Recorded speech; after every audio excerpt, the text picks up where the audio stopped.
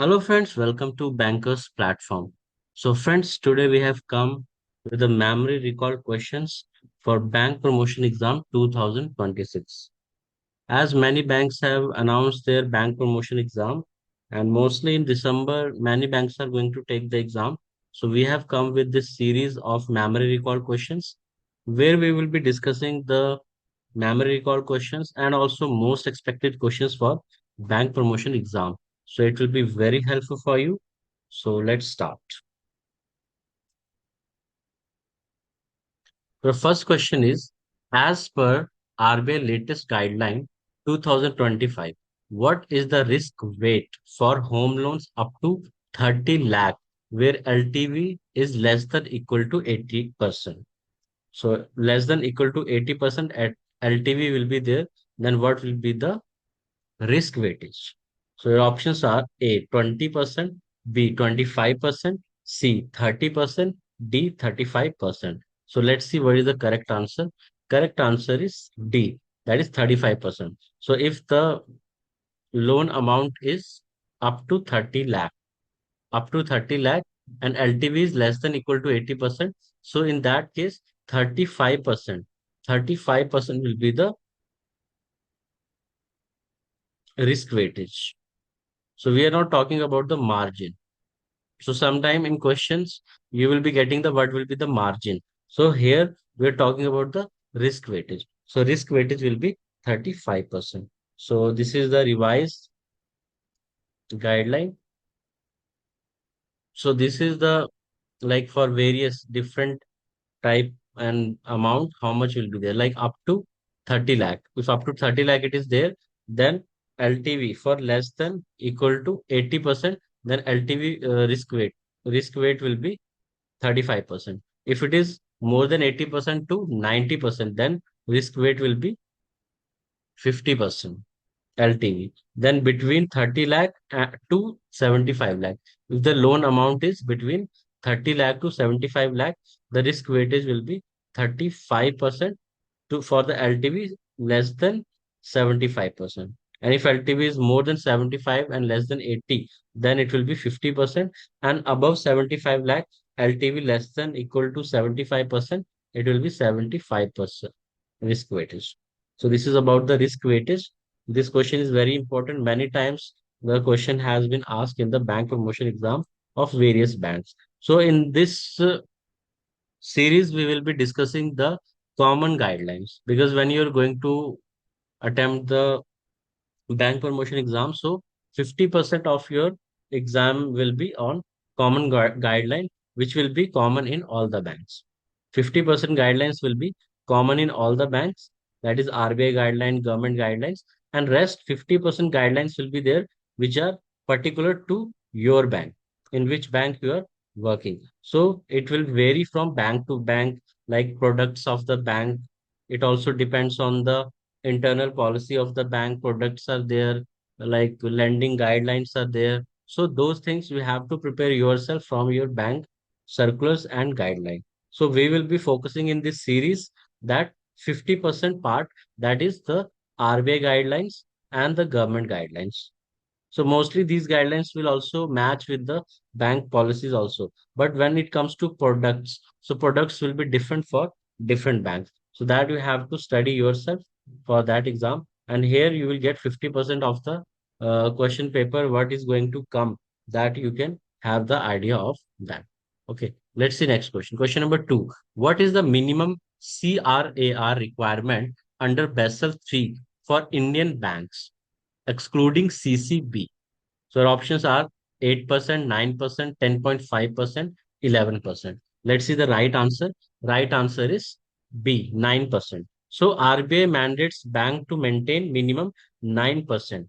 It mandates that minimum banks, they have to make 9% of CRAR. What is CRAR? That is capital to risk weighted asset ratio and higher than the Basel III global.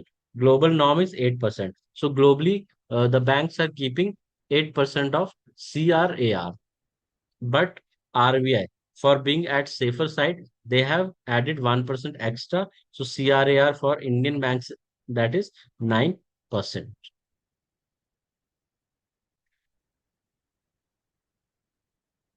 So question number three, which of the following is not a component of tier one capital?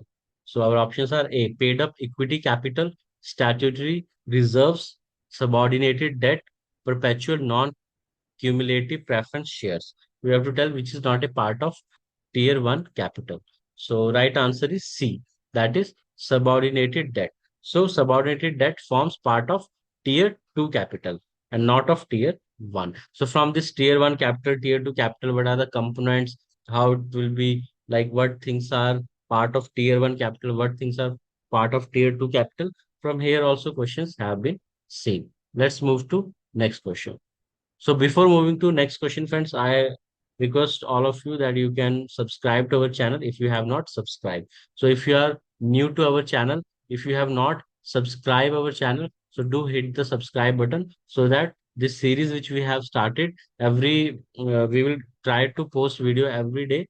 So that video notification you will be getting, and it will also be a type of motivation for us.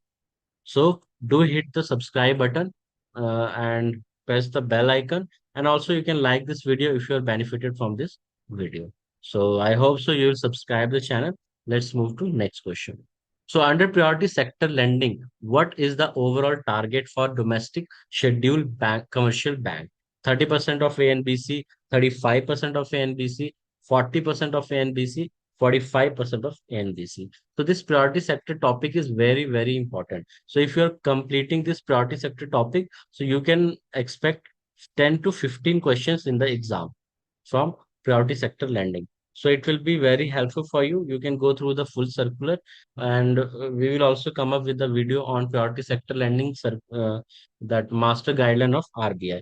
So that will be very helpful. So here you have to tell what will be the correct answer for priority sector lending. What is the target for domestic scheduled commercial banks? So let's see what is the correct answer. Right answer is 40% of ANBC. So as per RBI priority sector norms, bank must lend 40% of their ANBC to priority sector. Let's see next question. Question number 5. In which year was the internal ombudsman scheme made mandatory for all scheduled commercial banks? So it's 2017, 18, 2020, 2023. Let's see the correct answer.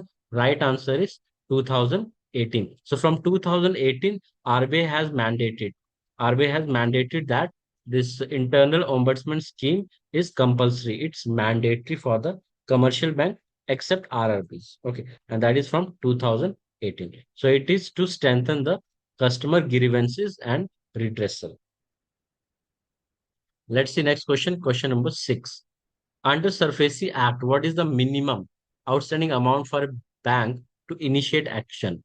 Options are 50,000, 1 lakh, 10 lakh, 1 crore. Let's see the correct answer.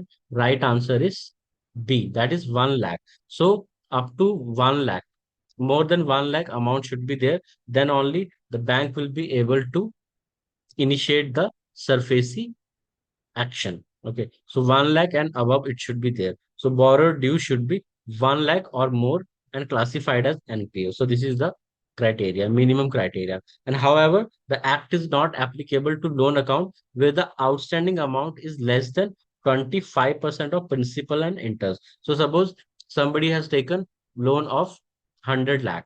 Okay. And now 19 lakh is NPA. 19 lakh is NPA. So in this case, this account cannot be initiated with SURFACE Act. So it should be like above 20 lakh. Then only it will be initiated. So let's see next question. Question number 7. In asset classification, if an account remains NPA for more than 12 months, it becomes what? Substandard, doubtful, loss, written off. So let's see what is the right answer. Correct answer of this question is B, that is doubtful. So NPA is for more than 12 months. So if NPA is for more than 12 months, then it will be classified as the doubtful asset. So you all would be knowing that NPA is a very important topic. So from NPA, you can expect minimum 5 questions. You can expect from the NPA topic and recovery guidelines of your bank. So here, firstly, the account will go in substandard, then doubtful, then loss, and after the loss asset, it will be written off from the bank book. Okay, so let's see next. So here is a one explanation of this substandard and all. Okay, so for substandard classification, loan is overdue for less than 12 months. Okay, that will be from the date of NPA. So it is less than 12 months. So once it goes more than 12 months, it will come in doubtful asset.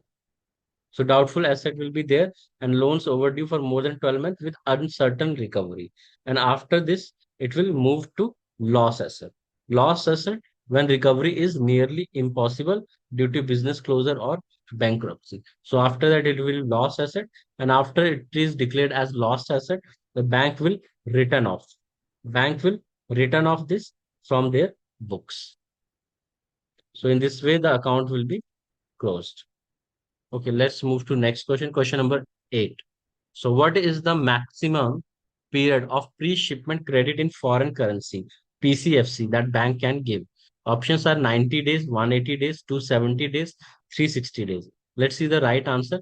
Correct answer is D. That is 360 days. So this PC can be given maximum for the period of 360 days. If any PC is given for more than 360 days, then whatever the benefit he is getting for the packing credit, like in packing credit, the interest rate will be very less and processing charges are waived, and so many guidelines are there as per RBI guideline also and bank policy also. So if some PC is not like closed within 360 days, so then that PC will, all the benefits will not exist. Okay, so banks may grant PC for a maximum period of 360 days from the date of disbursement. Means within that period it should be closed. Let's see next question, question number 9.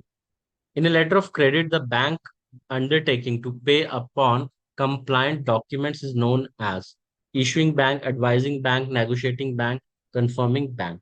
So let's see the right answer. Correct answer is A, that is issuing bank. So the issuing bank gives a definite undertaking to pay the beneficiary upon presentation of compliant document. So foreign exchange topic is very important for bank promotion exam. So if you're giving bank promotion exam, so you can expect around 15 to 20% of the questions from the forex topic. So forex topic is very important, and in our channel we have so many videos related to foreign exchange, so that also you can visit for clear and better understanding of foreign exchange. Let's see next question, question number 10. What is the maximum penalty RBI can impose on a bank under Section 47A of the Banking Regulation Act?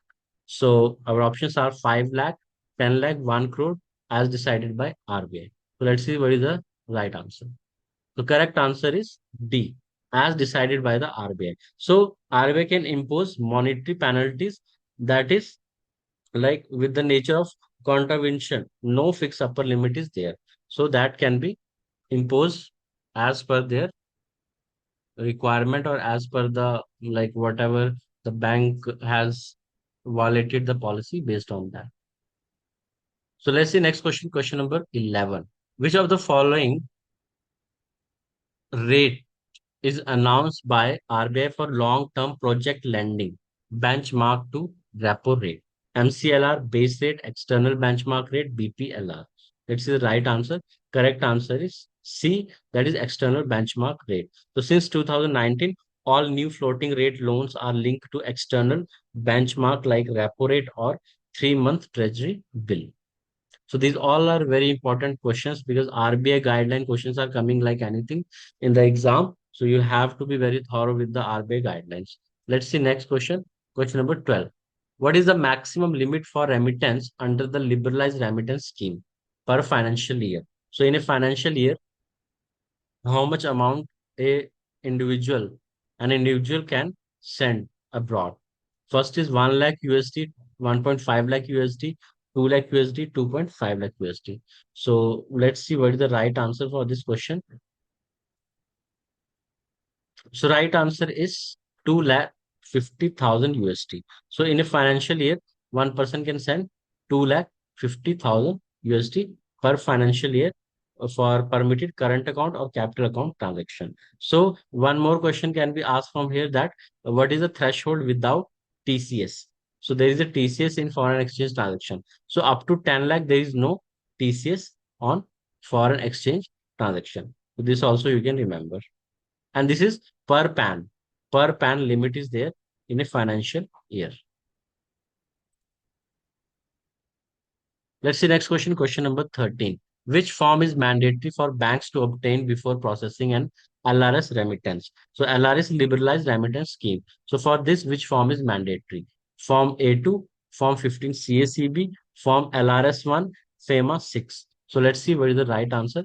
Correct answer is A, that is Form A2. So Form A2 is mandatory for the banks to take for this remittance. Let's see next question. Currency note exchange facility for soiled and mutilated notes is provided under which RBI policy? Note security policy, clean note policy, exchange value policy, currency regulation policy. So let's see what is the right answer. And correct answer is B. That is clean note policy. So under clean note policy, the soiled and mutilated notes that are exchanged. So question number 15. What is the penalty for willful mutilation or defacement of Indian currency under section 489E IPC? So first, so it has moved. Okay. So now first is fine only, imprisonment up to 2 year, or fine or both. So B is the correct answer. Slide is already moved. Okay. So B is the correct answer. That is imprisonment up to 2 years, or fine, or both. So that is for the willful destruction of the Indian currency. So this is a set of 15 questions we have discussed. These are the memory recall questions. These questions were asked in the previous bank promotion exams. So having a lot of possibility that it can be repeated. So I hope so this video is very helpful for you. So thank you friends. Thanks for watching. Don't forget to like this video. You can comment if you are having any query, if you are having any doubt, and you can share this video with your friends who are preparing for bank promotion exam, and subscribe to our channel. Thank you, friends. Thanks for watching. Have a nice day.